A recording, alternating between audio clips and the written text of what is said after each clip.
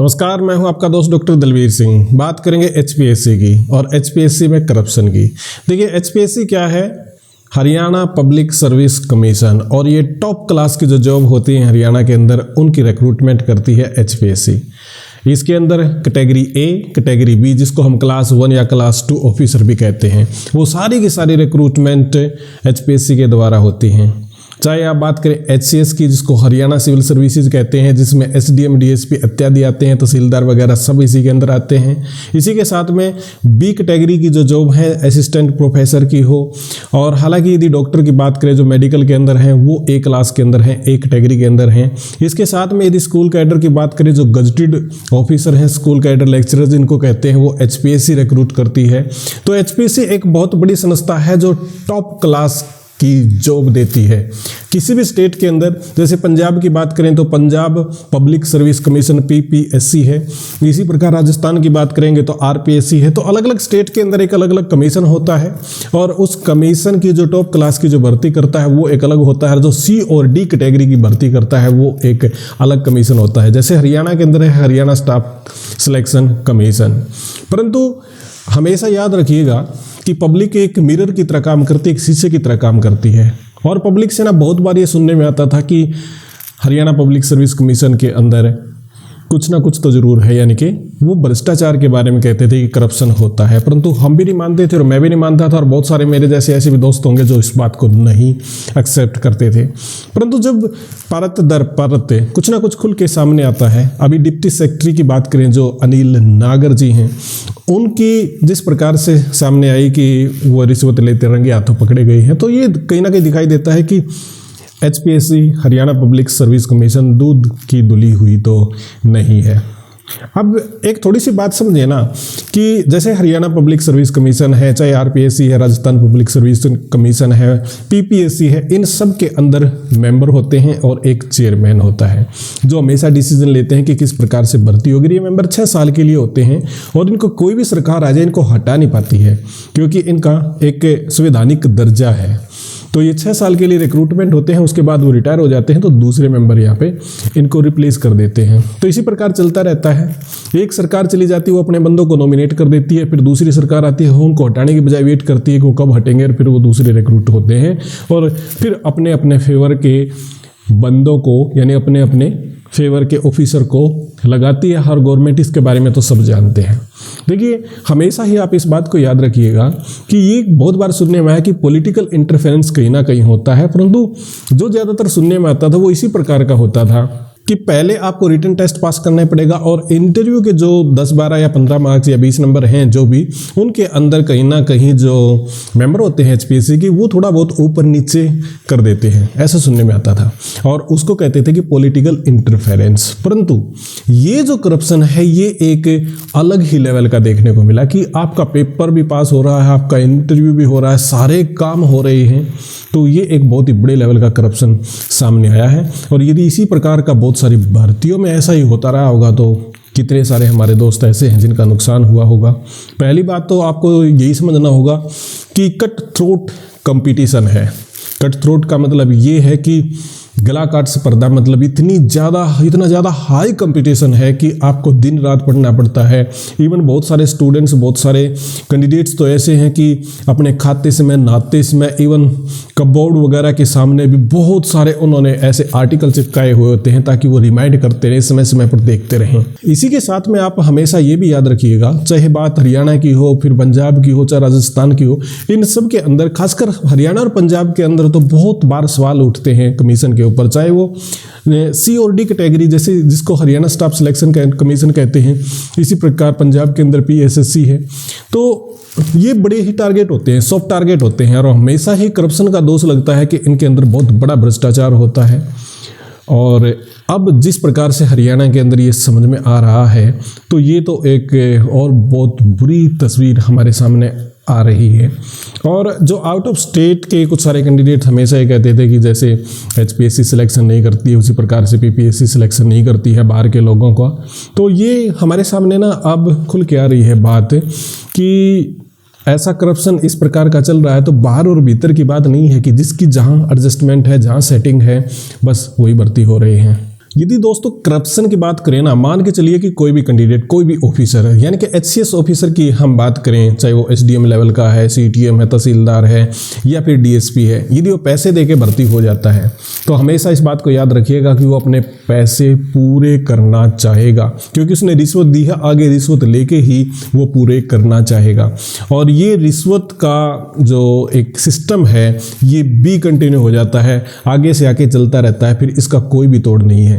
हालांकि जो गवर्नमेंट है, बीजेपी की गवर्नमेंट है, बहुत सारी बेहतरीन कोशिश यहाँ पे चल रही हैं करप्शन को कंट्रोल करने की, परंतु जैसे पब्लिक का व्यू आता है, जिस प्रकार से पब्लिक ओपिनियन है, वो यही कहते हैं कि करप्शन रुका नहीं है, बस या तो बढ़ गया है, अच्छी पोस्टों के लिए बहुत ज़्यादा बढ़ गया है, या इसका तरीका बदल गया है। अब सेफ मोड में लोग करप्शन करते हैं, तरीका दूसरे ढंग से, यानी कि वो फंसने के चांसेस में कम हो। परंतु जैसा अभी हमारे सामने एक केस आया है, अनिल नागर जी जो डिप्टी सेक्रेटरी हैं एचपीएससी के अंदर, उन्होंने तो अपने ऑफिस में ही बुला लिए उसके कुछ बंदे थे, और चाहे उसके नवीन की बात करें या फिर जो भी है इसके अंदर बात करें, और जिस प्रकार से एक एडजस्टमेंट थी, जो सॉफ्टवेयर कंपनी थी पंचकुला के अंदर ही, वहाँ पे पेपर जाते थे, वो सॉफ्टवेयर बनाते थे और चेकिंग करते थे, यानी कि एचपीएससी की अलग अलग मायनों में हेल्प की जाती थी इस सॉफ्टवेयर कंपनी के द्वारा, और वो सॉफ्टवेयर कंपनी ही कंप्लीट कैंडिडेट्स का पूरा कॉन्टैक्ट लेके और उनके एडजस्टमेंट कर देती थी, यानी कि उनके गलत क्वेश्चन भी ठीक कर दिए जाते थे। और ये एक्चुअल में बहुत बुरा स्तर है, बहुत ही बुरा लेवल इसको आप कह सकते हैं।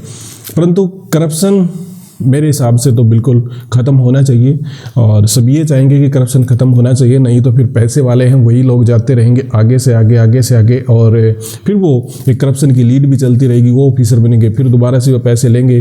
तो ये करप्शन ज़रूर ख़त्म होना चाहिए, बात तो यही कह सकते हैं। परंतु एचपीएससी का जो करप्शन का इस प्रकार की जो इमेज सामने आ रही है ना, इसे बदनामी बहुत होती है, और बदनामी सिर्फ कमीशन की नहीं, एचपीएससी यानी हरियाणा पब्लिक सर्विस की बदनामी नहीं होती है, इसके साथ में सरकार की बदनामी भी होती है कि सरकार की छत्रछाया में चल कैसे रहा है। परंतु आप ये भी तो समझिए कि पकड़ने वाली भी तो सरकार ही है, यानी कि विजिलेंस की जो टीम है वो भी तो हरियाणा सरकार की है। उन्होंने इस प्रकार के जो करप्शन का लेवल था उस पर से पर्दा उठाया, और आगे तो कोशिश यही रहेगी कि भाई इसको साफ सुथरी इमेज दिखाई जाए और बढ़िया तरीके से काम किया जाए। परंतु वास्तव में हम ये कह सकते हैं कि कहीं ना कहीं जिस प्रकार से लोगों का ओपिनियन है, जिस प्रकार से लोगों की एक राय है कि करप्शन चल रहा है, वो दिखाई भी दे रहा है, और इसे तुरंत कंट्रोल करना बहुत ज़्यादा ज़रूरी है। अब इसके साथ में बात कर लेते हैं दोस्तों कि हम अब आगे हमारी उम्मीद क्या है। उम्मीद की यदि बात करें तो देखिए, मैं ये कहता हूँ कि सब कुछ पानी से भरा हुआ नहीं है, हमें अपनी तैयारी कंटिन्यू करनी चाहिए, क्योंकि गेम के अंदर, गेम को जीतने के लिए गेम के अंदर बना रहना जरूरी होता है। तो ऐसा नहीं है कि भ्रष्टाचार के अंदर सब लोटपोट हैं, लटोपिन हो गए हैं। और मैं ये भी आपको बताना चाहता हूँ कि देखिए, मंशा जब होती है ना, कि यदि मंशा सरकार की होती तो इस पूरे मामले के ऊपर पर्दा ही डाल दिया जाता, यानी कि मीडिया कवरेज ही ना हो पाती इसकी।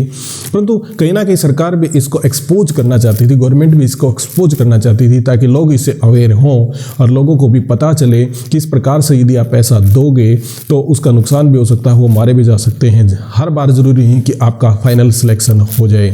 तो हमें उम्मीद ये करनी चाहिए कि करप्शन चाहे 100% ना रुके, परंतु कहीं ना कहीं किसी ना किसी लेवल पे तो ये ज़रूर रुकेगा, क्योंकि अब इतना बड़ा नाम, डिप्टी सेक्रेटरी का नाम जब हमारे सामने आ जाता है तो आप इस बात को समझिए कि इसकी आँच दूर तक जाएगी, यानी बात दूर तक जाएगी।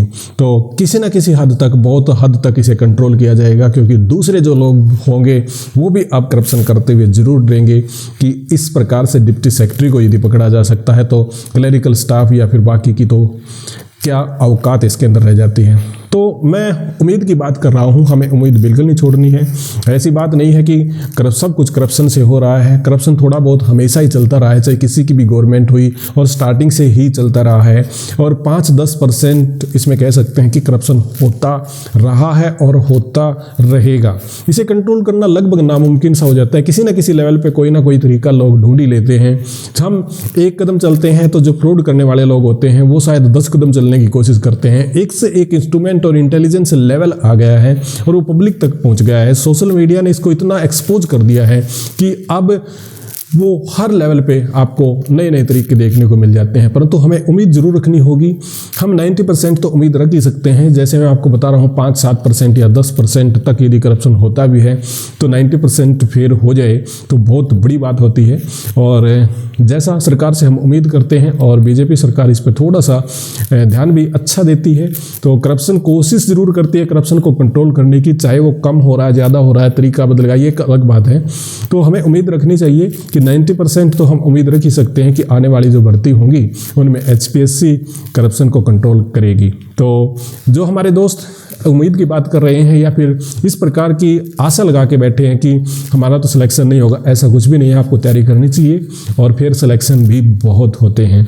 एक आध भर्ती में गड़बड़ की बात दूसरी कहें, पिछले कुछ दिनों में हमारे पेपर लीक की बात सामने आ जाती है या फिर कुछ छोटी छोटी बातें हमारे सामने आ जाती हैं, परंतु उसको अवॉइड हमें करके आगे बढ़ना होगा और हमें उम्मीद रखनी होगी कि करप्शन का लेवल कम जरूर होगा आने वाले टाइम में। बहुत सारे हमारे दोस्त ऐसे भी होंगे जो ये कहेंगे कि अभी जो HPSC के अंदर चल रहा है, जैसे अनिल नागर जी जो डिप्टी सेक्रेटरी हैं उनके ऊपर केस होगा, अभी वो रिमांड के ऊपर चल रहे हैं, तो इसके ऊपर HPSC का क्या असर पड़ेगा, यानी कि आज जो आने वाली भर्तियां हैं ना उन पे HPSC का क्या असर पड़ेगा। देखिए दोस्तों, मेरी राय के अंदर तो मैं ये कहूँगा कि निश्चित तौर से इफेक्ट तो जरूर होगा, असर तो जरूर होगा और शायद 1 महीने के अंदर HPSC समझ लेगा। मतलब यही है कि बहुत सारी चीज़ें ऐसी होंगी, जैसे विजिलेंस अलग अलग प्रकार से डेटा लेगी, HPSC से भी लेगी और अलग अलग, जो ऐसा नहीं है कि अनिल नागर अकेले होंगे, उसके और भी यहाँ पे सहयोगी हो सकते हैं। तो इससे संबंधित ना कई सारी इंक्वायरी चलेंगी, तो जो वर्किंग डिस्टर्बेंस की बात है